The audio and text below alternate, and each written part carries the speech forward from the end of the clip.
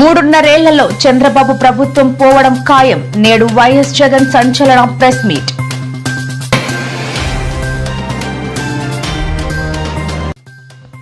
కాంగ్రెస్ సర్కార్ పనితీరుపై మండిపడ్డ కేటీఆర్, పల్లెల్లో సాగునీళ్లు లేవు, పట్నంలో తాగునీళ్లు లేవు అంటూ ధ్వజం.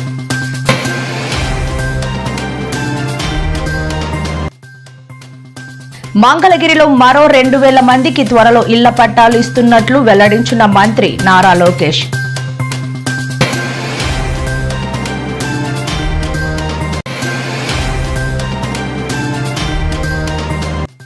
అధికారంలో ఉండగా లేని ఆరాటం ఇవాళ వచ్చిందా అంటూ బీఆర్ఎస్ కు స్ట్రాంగ్ కౌంటర్ ఇచ్చిన మంత్రి శ్రీధర్ బాబు.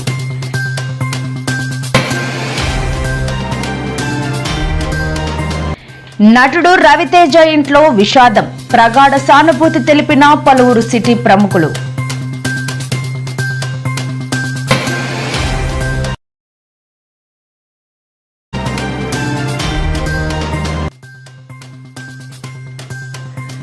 మోగల్లులో అమానవీయ ఘటన.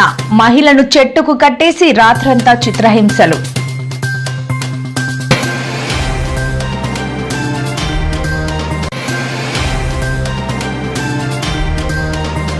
పవన్ కళ్యాణ్ పై యాంకర్ శ్యామల తీవ్ర విమర్శలు. జగన్ పై పూనకాలు వచ్చినట్టు ఊగిపోయేవారు కదా అంటూ ట్వీట్.